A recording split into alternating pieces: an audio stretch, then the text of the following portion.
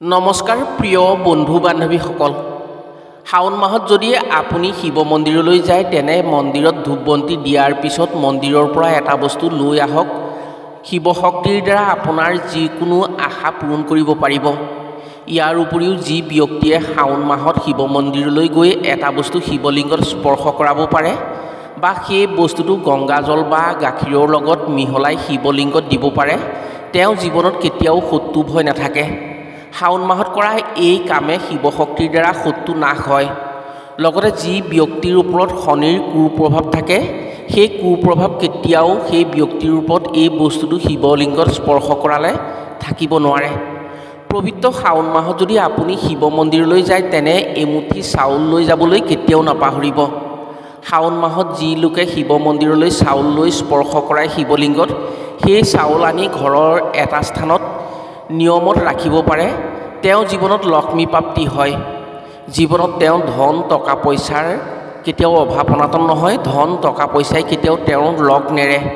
কম দিনৰ ভিতৰত ধন সম্পদত চহকী হৈ পৰে। এই কথা শিৱ পুৰাণত বিস্তৃতভাৱে উল্লেখ আছে। আজিৰ ভিডিঅ'ত আমি আপোনাক জনাম শাওণ মাহত কিয় শিৱ পূজা কৰা হয়, শাওণ মাহত শিৱলিংগত কি কি বস্তু অৰ্পণ কৰিলে কি কি ফল পায়, শাওণ মাহত কেনেকৈ ভক্তি কৰিলে শিৱ সন্তুষ্ট হৈ মনৰ আশা পূৰণ কৰিব পাৰি, শাওণ মাহত বলবম যাত্ৰা কিয় কৰা হয়, এই মাহত শিৱলিংগক স্নান কৰালে কি কি ফল প্ৰাপ্তি হয়, শাওণ মাহত শিৱ মন্দিৰত বা শিৱৰ চৰণত কিহৰ বন্তি জ্বলাব লাগে।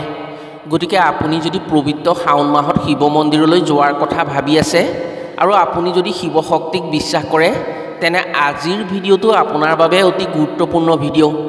আজিৰ ভিডিঅ'টো যদি আপুনি সম্পূৰ্ণকৈ চাই কথাসমূহ জানি লয় তেনে পবিত্ৰ শাওণ মাহতেই শিৱ শক্তিৰ দ্বাৰা আপোনাৰ ভাগ্য সলনি হৈ জীৱনত যেনেকৈ সুখ বিচাৰে তেনেকৈ সুখ লাভ কৰি উপকৃত হোৱাৰ সুযোগ পাব। প্ৰিয় বন্ধু বান্ধৱীসকল, কথাসমূহ কোৱাৰ আগতেই আপোনাক এটি সৰু অনুৰোধ জনাওঁ। ভিডিঅ'টো যদি ভাল পায় তেনে এটা লাইক কৰাৰ লগতে কমেণ্ট বক্সত হৰ হৰ মহাদেৱ বুলি লিখিবলৈ কেতিয়াও নাপাহৰিব। আৰু যদি আমাৰ চেনেললৈ প্ৰথম আহিছে তেনে চেনেলটো ছাবস্ক্ৰাইব কৰাৰ লগতে অন্য 10জনে উপকৃত হোৱাকৈ ভিডিঅ'টো শ্বেয়াৰ কৰিবলৈ অনুৰোধ জনালোঁ। শাস্ত্ৰ অনুসৰি শাওণ মাহটো হৈছে মহাদেৱক ভক্তি কৰাৰ মাহ। এই মাহটো অতি পবিত্ৰ মাহ। এই মাহত যদি মহাদেৱক ভক্তি কৰি সন্তুষ্ট কৰিব পৰা হয় তেনে পুণ্যৰ লগতে মুক্তি পায়। এই মাহটো হৈছে ভগৱানৰ পূজাৰ মাহ। ত্ৰিদেৱৰ ভিতৰত ব্ৰহ্মাই পৃথিৱীৰ জীৱৰ সৃষ্টিৰ ভাৰ লৈছিল, বিষ্ণুৱে জীৱক পালন কৰাৰ ভাৰ গ্ৰহণ কৰিছিল আৰু দেৱাদিদেৱ মহাদেৱে জীৱসমূহক সংহাৰৰ ভাৰ পালন কৰিছিল। অৰ্থাৎ কোনো জীৱক মৃত্যু দিয়াৰ ক্ষমতা মহাদেৱৰে আছিল। ভগৱান বিষ্ণুৱে শাওণ মাহটো পৃথিৱীৰ জীৱসমূহৰ পালনৰ ভাৰ অৰ্পণ কৰিছিল মহাদেৱক। সেয়েহে শাস্ত্ৰ অনুসৰি ভগৱান মহাদেৱে গৌৰীৰ সহিতে শাওণ মাহত পৃথিৱীৰ লোকত আছিল আৰু ভক্তসকলক সন্তোষিত কৰিবৰ বাবে পৃথিৱী ভ্ৰমণ কৰিছিল। সেয়েহে পবিত্ৰ শাওণ মাহত শিৱ পূজা কৰা হয়, যাৰ ফলত মহাদেৱ সন্তোষিত হয় আৰু ভক্তৰ মনোকামনা পূৰণ হয় বুলি বিশ্বাস কৰা হয়। অন্যফালে শাওণ মাহতেই দেৱাদিদেৱ মহাদেৱৰ আৱিৰ্ভাৱ হৈছিল। সেই হেতুকে শাওণ মাহত মহাদেৱক আৰাধনা কৰা হয় আৰু এই মাহত মহাদেৱক পূজা পাতল কৰা হয়। শিৱ পুৰাণ অনুসৰি শাওণ মাহতেই পৃথিৱীৰ লোকত বহু মানৱ কল্যাণকামী কাম হৈছিল, যিসমূহ কাম ত্ৰিদেৱৰ ভিতৰত মহাদেৱৰ বাহিৰে অন্য কোনো দেৱতাই কৰাৰ সামৰ্থ্য নাছিল। হিন্দু শাস্ত্ৰ অনুসৰি পবিত্ৰ শাওণ মাহতেই দেৱদৈত্যই মিলি সাগৰ মন্থন কৰিছিল। সমুদ্ৰত মন্দৰগিৰি পৰ্বত স্থাপন কৰি বাসুকী নাগৰ দ্বাৰা দেৱদৈত্যই সাগৰ মন্থন কৰিছিল। দেৱতা আৰু দৈত্যৰ মাজত বল প্ৰয়োগ কৰি সাগৰ মন্থনৰ ফলতেই লক্ষ্মী দেৱীৰ পুনৰ উদ্ধাৰ হৈছিল। অগ্নিগৰ্ভা পৃথিৱী শস্য মৎস্যই পুনৰ সজীৱতা ঘূৰাই পাইছিল। সমুদ্ৰ মন্থনৰ ফলত অমৃতৰ পূৰ্বে কালকুট বিষ নিৰ্গত হৈছিল, যাৰ ফলত পৃথিৱীৰ জীৱসমূহৰ মাজত হাহাকাৰ সৃষ্টি হৈ এক অভাৱনীয় পৰিস্থিতিৰ সৃষ্টি হৈছিল। কালকুট বিষৰ পৰা পৰিত্ৰাণ পাবলৈ ব্ৰহ্মা বিষ্ণুকে আদি কৰি 33 কোটি দেৱতাই মহাদেৱক সেই সংকটৰ পৰা পৃথিৱীক উদ্ধাৰ কৰিবলৈ স্তুতি কৰিছিল। ভক্তাধীন মহাদেৱে নিজৰ কথা নাভাবি সংসাৰৰ সমস্ত জীৱক ৰক্ষা কৰিবৰ বাবে সমুদ্ৰ মন্থনত ওলোৱা কালকুট বিষ নিজে পান কৰিছিল। কালকুট বিষ পান কৰাৰ পাছত সেই বিষে মহাদেৱৰ কণ্ঠত যান্ত্ৰণা দিছিল আৰু মহাদেৱৰ কণ্ঠ অৰ্থাৎ ডিঙিৰ অংশ নীলা বৰণ হৈ পৰিছিল। সেয়েহে তেওঁক নীলকণ্ঠ বুলিও জনা যায়। শাস্ত্ৰ অনুসৰি সেই কালকূট বিহুৰ পৰা মহাদেৱক ৰক্ষা কৰিবলৈ ৩৩ কোটি দেৱতাই মহাদেৱৰ শৰীৰত জলাভিষেক কৰিছিল, অৰ্থাৎ জল গাখীৰ আদি অৰ্পণ কৰিছিল। সেয়েহে বৰ্তমানেও শাওণ মাহত মহাদেৱক পূজা কৰা হয় আৰু শাওণ মাহত জলাভিষেক বা শিৱলিংগত গাখীৰ অৰ্পণ কৰা হয়। শিৱলিংগত ভাং ধতুৰা আদি পিচি ৰস দিয়া হয়। পৌৰাণিক শাস্ত্ৰ অনুসৰি সাগৰ মন্থনৰ ফলত যি অমৃতৰ ভাণ্ডাৰ ওলাইছিল, সেই অমৃতৰ ভাণ্ডাৰ ৰাহু নামৰ মায়াবী দৈত্যই লৈ পলোৱাৰ চেষ্টা কৰাত ভগৱান বিষ্ণুৱে নাৰী ৰূপেৰে দৈত্যৰ মন ভুলাই অমৃতৰ ভাণ্ডাৰ নিজৰ হাতলৈ নি দেৱতা সমাজক অমৃত পান কৰাইছিল। পবিত্ৰ শাওণ মাহতেই অমৃত পান কৰাইছিল। সেয়েহে এই শাওণ মাহক পবিত্ৰ মাহ হিচাপে ধৰা হয়। শিৱপুৰাণ অনুসৰি পবিত্ৰ শাওণ মাহত যদি মহাদেৱক পূজা প্ৰাৰ্থনা কৰা হয়, তেনে মহাদেৱ সোনকালে সন্তুষ্ট হয় আৰু যি ভক্তই যি কামনাৰে মহাদেৱক ভক্তি কৰে সেয়ে আশা পূৰ্ণ হয়। সেয়েহে শাওণ মাহত ভক্তসকলে মহাদেৱৰ নামত পূজা ব্ৰত উপবাস কৰি শিৱ ভগৱানক সন্তুষ্ট কৰিবলৈ চেষ্টা কৰে। শাস্ত্ৰমতে যি ভক্তই শাওণ মাহত একান্ত চিত্তে মহাদেৱৰ নামত কিছুমান বস্তু দান কৰি মহাদেৱৰ চৰণত মহাদেৱৰ প্ৰিয় কিছুমান বস্তু অৰ্পণ কৰিব পাৰে, তেওঁ মহাদেৱৰ কৃপাত জনম জনমৰ ফল প্ৰাপ্তি কৰিব পাৰে। কোনো ভক্তই যদি পবিত্ৰ শাওণ মাহৰ প্ৰথম সোমবাৰে মহাদেৱৰ চৰণত ৩টা বস্তু অৰ্পণ কৰিব পাৰে, তেনে বাবা ভোলানাথৰ কৃপাত সেই ব্যক্তিৰ জীৱনত কোনোদিনেই বিপদ বিঘিনি অপায় অমংগল নহৈ ৰোগ ব্যাধিৰ পৰা মুক্তি পাব পাৰে আৰু জীৱনত সমস্ত সুখৰ অধিকাৰী হৈ সৌভাগ্যশালী হয়। যদি শাওণ মাহত গৰুৰ কেঁচা গাখীৰ শিৱলিংগত অৰ্পণ কৰিব পাৰে, তেনে সেই ব্যক্তিৰ যশ মান বৃদ্ধি হয়, যিকোনো কামত সফলতা পাই কৃতিত্ব লাভ কৰিব পাৰে। শাওণ মাহত যদি প্ৰতিদিনেই কোনো লোকে গৰুৰ কেঁচা গাখীৰ বা জল অৰ্পণ কৰিব পাৰে শিৱলিংগত, তেওঁ সমাজত শীৰ্ষস্থান লাভ কৰিবলৈ সক্ষম হয়। বিশেষকৈ যিসকল লোকে শিক্ষা দীক্ষা গ্ৰহণ কৰি আছে, তেওঁলোকে যদি শাওণ মাহত শিৱলিংগত গাখীৰ বা জল অৰ্পণ কৰিব পাৰে, তেনে তেওঁলোকৰ শিক্ষাৰ ক্ষেত্ৰত সকলো বাধা আঁতৰি সফলতা পায়। যদি শাওণ মাহত যিকোনো এটা সোমবাৰত পঞ্চামৃতেৰে শিৱলিংগক স্নান কৰোৱা হয়, তেনে সেই ব্যক্তি ৰোগমুক্ত হৈ বেমাৰ ব্যাধিৰ পৰা মুক্ত হ'ব পাৰে। শাওণ মাহত যিকোনো এটা সোমবাৰে যদি শিৱ মন্দিৰলৈ গৈ পুৰুষেই হওক বা মহিলাই হওক শিৱলিংগত এমুঠি চাউল দি ঘিউ চাকি জ্বলাই এই একান্ত চিত্তে শিৱ ভগৱানক ভক্তি কৰি এই কথাকেইটা ক'ব পাৰে, তেনে শিৱপুৰাণ মতে তেওঁ সৰ্বসুখৰ গৰাকী হ'ব পাৰে আৰু সৌভাগ্যশালী হয়।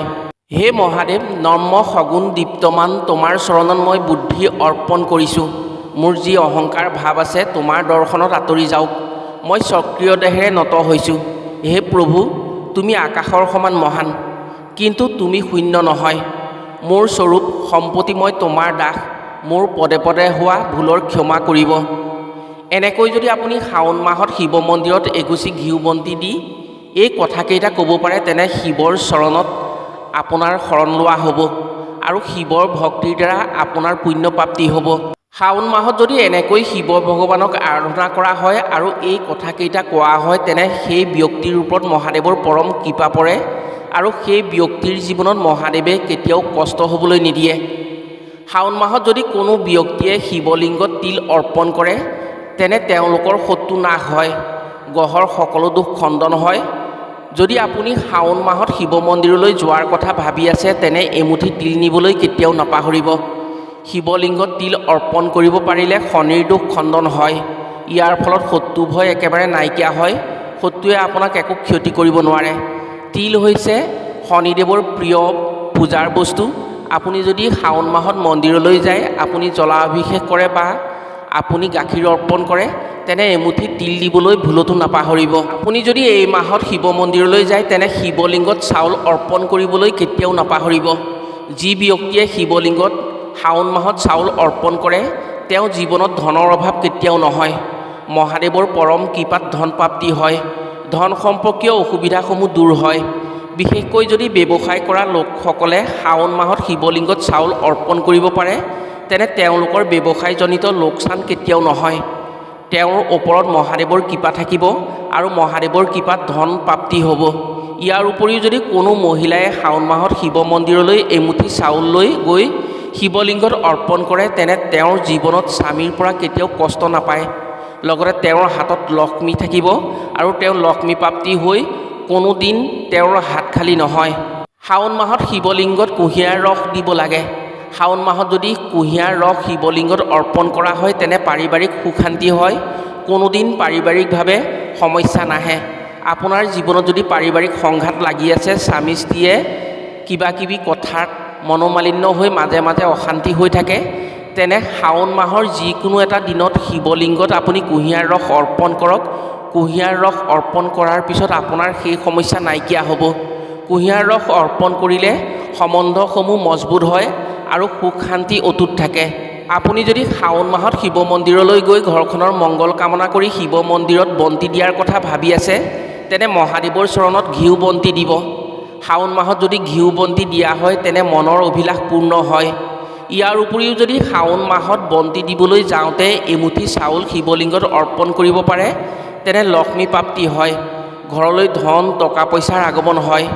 লোকবিশ্বাস অনুসৰি শাওণ মাহত যদি আপুনি শুদ্ধ অন্তৰেৰে মহাদেৱক ভক্তি কৰি যিকোনো এটা সোমবাৰে এমুঠি চাউল শিৱলিংগত অৰ্পণ কৰি পুনৰ শিৱলিংগৰ পৰা কেইটামান চাউল আনি আপোনাৰ ঘৰৰ উত্তৰ পূব দিশত এখন ৰঙা কাপোৰেৰে বান্ধি কোনেও নেদেখাকৈ আপুনি ভাল স্থানত ৰাখিব পাৰে, তেনে সেইখন ঘৰত মাতা লক্ষ্মীৰ কৃপা সদায় থাকিব।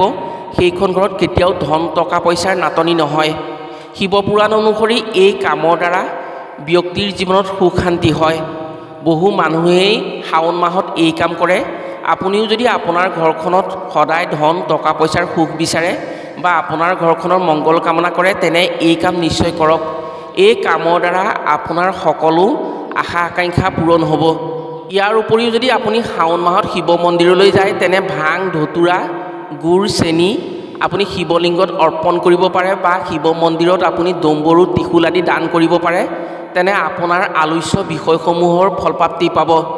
যিসমূহ কাম আপোনাৰ পৰি আছে, আপুনি যিসমূহ কাম কৰিব পৰা নাই আশা কৰি আছে, সেইসমূহ কামৰ সফলতা আহিব। প্ৰিয় বন্ধু বান্ধৱীসকল, শাওণ মাহত যদি শিৱ মন্দিৰলৈ শলাবন্তি দিবৰ বাবে যায়, তেনে এই কাম নিশ্চয় কৰক। মহাদেৱৰ কৃপাত আপোনাৰ ঘৰত কোনো দিনেই ধন টকা পইচাৰ নাটনি নহয়। আশা কৰিছোঁ আজিৰ ভিডিঅ'ৰ জৰিয়তে নিশ্চয় উপকৃত হোৱাৰ সুযোগ পাব। আজিলৈ ভিডিঅ'টো ইমানতে সামৰিছোঁ। পুনৰ অন্য এটি ভিডিঅ'ৰ জৰিয়তে লগ পোৱাৰ আশাৰে আজিলৈ আহোঁ। সকলো ভালে থাকক, সুস্থ থাকক। ধন্যবাদ।